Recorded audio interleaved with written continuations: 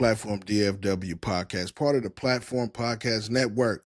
Man, we got some big stuff to talk about this week. First, we're going to go back to week 5. There was a couple of pivotal games that we saw that came out, maybe a little different outcome than we thought. Week 6, we got a few big games, and we're going to talk about some teams that are still undefeated at the halfway point of the season. Everybody's in district play right now, so right now every game counts. But let's go back to week 5 and talk about a few games back in the DFW area, man. We appreciate you joining us, man. Again, go follow us at the platform.dr.com and on Twitter at the platform DR in caps, and the Platform Podcast Network of shows on DRSPORTZ with the Z, the YouTube channel. All right, man, let's talk about Aledo, man. The Aledo Bearcats are one of the perennial powers in the state of Texas, and it's right here in the DFW. That school is right here in the DFW area. They have a big-time game coming up this week, but last week they took care of Fossil Ridge 56-14. They have the makings of being a state title contender. I think that these guys know that. They've won 12 state titles as a program. But I really think that, last year missing the playoffs kind of hurt those guys in the sense that they're not used to being at home for Christmas. They're usually being, packing Arlington, packing Jerry World and getting there and getting it done. So I think that, the Aledo Bearcats are on a mission this year, and they got a big game coming up this week, and we're going to talk about that before we get out of here today. But definitely, shout out to the Bearcats for getting it done. I think that those guys are starting to shape up into a team that definitely can make a run, but they got to get through this district, and we're going to talk about that here shortly. Another big game that we talked about last week was the DeSoto versus Waxahachie game. Now, Waxahachie had come off the week before and beat Duncanville 28-27. They had to travel to DeSoto for homecoming. Now, if you've never been to a game in DeSoto, it's one of the tough environments for a team to come in and play. They were 0-6 against DeSoto as a program here in the last few years. They have not beat them, whether it was at home or on the road. They have not beat these guys. Well, they came up short this time. Coming off a big win, a big emotional win over Duncanville, they go into DeSoto, and listen, the Eagles are getting healthy. The starting quarterback legend Howell's back, and they got one of the best running backs, in my opinion, in the state of Texas, in Sarad Baker. And I think he's coming into his own. Now, Baker's been a guy that's been on, varsity, contributing a varsity starter for the last 2 years, including this year. Last year, he kind of shared time with another back that was really, really good. But this year, he's got the backfield to himself. He can run it, he can throw it, and Wildcat, he's just a Swiss Army knife when it comes to perennial players or DeSoto type of players. This guy can do it all. But he had a couple of touchdowns. Booby Feaster got in the end zone as well as Antron Edmondson. These guys look like they're ready to roll. Shout out to Coach Mathis and the DeSoto Eagles. I think that these guys are starting to peak at the right time. Now, all across the country, we heard and we found out, of course, we knew what happened when they went to Georgia the first week. They got handled pretty good by a team they beat last year, and handled them pretty well. That wasn't the case this time. These last couple of weeks, the DeSoto Eagles seem to be back. Now, they got a bye week this week, but then they play Duncanville in a couple of weeks. That's going to be a big game. Duncanville, of course, is coming off the loss against Waxahachie, but I think they got a chance to be very good as well. Now this district looks a little muddy. Cedar Hill gets a big victory over Lancaster. So now you got Cedar Hill, DeSoto, Waxahachie, and Duncanville right now battling for those 4 spots. But listen, don't count out the Lancaster Tigers. I don't think Lancaster's done. I think that these guys know that they have an opportunity. They kind of let this one slip away, but it's an uphill battle because they haven't played the big dogs yet in this particular district, which is, Duncanville, Waxahachie, and DeSoto. They haven't played those guys yet. So this is a big one for them. They got to do that. But Duncanville did get a win last week, 50-3 over Skyline. They got back to what they do best, and that's dominating. And you know what the Panthers can do. But I think that these guys know what's at stake here. They kind of let one slip away 2 weeks ago against Waxahachie on the road. But I think these guys know that they have the recipe to get back to or they got the makeup of a team that can get back. Coach Samples is going to have these guys ready to play, and they face off against DeSoto in a couple of weeks. So that'll be a game that we'll be talking about leading up to that particular game. But the game of the week that we were actually at, the Platform DFW game of the week, was Frisco Panther Creek taking on Salina. This game was in Salina. It's a district matchup. Two 4A teams in the Division I ranks that have state championship aspirations. Of course, Salina's coming off a state title season last year. They were undefeated. Bo Bentley, the quarterback's committed to Oklahoma. He's a guy that you need to know about, definitely. But this was one of those games that went back and forth. Salina comes out the first drive. They kind of take care of business, do what Salina does. Bo Bentley, looked pretty sharp coming out. Logan Gutierrez had a very, very good game as well. But Panther Creek showed up. Jalen Lott, the Oregon commit, had a couple of catches, a big one in the end zone. But Donovan Webb, the Texas Tech commit at running back, he had a couple of big runs to kind of keep those guys in the game, and Graylin Fry played well as Parker Orr, the BYU committed tight end. Panther Creek kind of had it going, but the difference was the fourth quarter dominance in the trenches by Salina. It just was total dump. They went full house backfield, like just ran it down their throat. They had 437 total yards. Panther Creek only had 308. But Evan Caney was the star of this particular game, especially in the second half. 4 second-half touchdowns, well over 100 yards rushing. Logan Gutierrez also chipped in 133 yards rushing. And Bo Bentley got in the end zone using his legs. But Salina is one of those teams that they know how to win in the trenches. That was the difference in the game. Panther Creek, of course, they stayed in as much as they can. They got a couple of turnovers, a couple of interceptions. Salina actually had 4 turnovers the entire game, and Panther Creek only had 1. So that was kind of the difference in the game. And I think that Panther Creek is gonna be fine. They got this 1 loss, but they're gonna be ready to play this coming week. And actually, man, I think both of these teams meet each other probably in the 4th round of the playoffs to decide who goes to the semifinals. They met last year in the playoffs, and Salina got it. But I think, Panther Creek saw some things that they can do well in this game, and they're going to correct those things. I think, the big thing that I was saying in this particular game is you got to let your playmakers be stars in this game.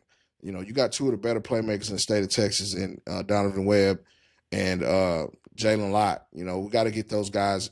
If I'm the coach, you got to get those guys involved a little more. Parker Ord was a guy that was key. He had a couple of big touchdown receptions. You got to get your playmakers involved a little bit. I think that, Salina knew that, and that's why in the 4th quarter, they went to the run game and they just started to pound the rock. That was the difference in the game. And I think that, when they see each other again, Panther Creek's going to have to fix that. That's the big thing is they kind of got, in the 4th quarter, they got bogged down in the trenches. They got beat up front, because Salina pounded the rock. I mean, they didn't even throw a pass in the 4th quarter. They just kind of methodically go down and score 2 different times, and that was the end of the game. But a couple of more scores from Week 5. Again, we mentioned Cedar Hill 26-10 over Lancaster. A big win for those guys. Carrollton Newman Smith is a team that seems to be hot, 65-0 over Molina. Big time. Hey, shout out to Burleson Centennial getting a 16-14 win over Cleburne out there in West Fort Worth or Southwest Fort Worth. A big one out in West Fort Worth as well. Shout out to Brewer for getting a victory over Azle, 63-42. Some of these teams are going to be ready because this is district play. Shout out to Bowie in Arlington getting a 52-7 win, and Martin getting back on the winning in the winning column with a big victory over Grand Prairie. Now let's talk about some of these undefeated teams that are still left in the DFW. It's at this point, it's hard to be undefeated. Of course, the South Lake Carroll Dragons are the number 1 team in the state of Texas and a ranked team in the country. They're undefeated, 5-0. They're playing at a high level. These guys look like we don't want to crown them yet. They still have a long way to go, but they look like a favorite to go and win a 6A state title. They went to the state title game last year, lost to Vandergrift in the Division II bracket. Depending on how things shake out in their district, which we're going to talk about one team in their district as well right now. They could end up going big school or small school, but LD Bell's undefeated. That's a team, the Blue Raiders, they've been hot. Now, if LD Bell squeaks in, they might push Carroll to Division One. But we will see. Louisville is undefeated. Shout out to my guy Trey Williams over there, Landon Bogany and company, Tanel Hill, those guys, Trajan Mueller. Those guys are playing at a high level. They got a big time performance last week, and they beat Flower Mound in a district, Flower Mound Marcus, which is the Battle of the Axe. If you know anything about DFW high school football, that's a big rivalry. And Louisville took care of business. Capel's undefeated as well. Allen, the Eagles. Now, we've been talking about the Allen Eagles. Shout out to my guy Caleb Smith over there. These guys seem to be back. They seem to have everything that they need to get back to make a state title run. Now, they lost to North Crowley last year, I think in the 4th round. But I think that Allen, we're going to see in a couple of weeks, Allen's a team that can make a run. But they got to take on Prosper in a couple of weeks. That's probably a game we're going to have to pull up and get out there and see that one, because that's going to be a big game. Stroud Grand Prairie's undefeated. Shout out to the Warriors, man, for being an undefeated team. That's something that's big over there. You know what I'm saying? For those guys, Wiley East is undefeated. And, of course, North Forney. Shout out to North Forney. That was a team that we talked about earlier in the year. If you've been watching the show week to week, shout out to my guy, Coach Charles Hitchens, the OC. We had him on the show to talk about this team. They are a sleeper to come out of that district that they're in, which features Rockwall, Longview, Rockwall Heath, and Forney, who they took care of business again this week in a crosstown rival. So this is what we got to see. We got to see if these guys can make a run. We got to see if these guys can win that district and go into the playoffs hot as they are right now with, all-everything quarterback legend Bay. He's been playing at a phenomenal level. He's a Tennessee commit, one of the best athletes, not just in the state of Texas, but in the country. 5A, of course, we talked about the Aledo Bearcats. They're undefeated. Denton Ryan, that's their matchup this week. We're going to break that game down before we get out of here. Frisco Lone Star, Frisco Wakeland's undefeated. Is undefeated. All three of those teams have to play each other here in the next couple of weeks. That's going to be interesting. We talked about Carrollton Creekview. They're undefeated. Shout out to Arlington Seguin. They got a big one this week. We're going to talk about that as well. Prosper Walnut Grove and Crandall and Terrell. 2 more undefeated teams in the 5A ranks. And 4A, you got to look at Alvarado, the Indians. We talked about Salina, Sulphur Springs, which is kind of close to the DFW. But we'll go ahead and include them because we talk about East Texas all the time. We're going to include those guys. Shout out to Dallas Lincoln, man. The only DISD team that's left undefeated right now. Shout out to those guys. Canton in East Texas, Crum, Palmer, and Quinlan Ford. Those are the undefeated teams in the DFW area, man. You know what I'm saying? You got to shout out to those guys. But let's talk about this week. We got some big games, big district matchups coming up this week in week 6. Now, we talked about Aledo, but in their district is this has been their nemesis, the Denton Ryan Raiders. Last year, we pulled up at this particular game. It was in Aledo, and Aledo comes back and wins this one in the 4th quarter. Well, fast forward to the 3rd or 4th round of the playoffs, Aledo gets taken down by Ryan. Now they meet possibly for the district title right now. So what can we say about this game? It's going to be a game that's won up front.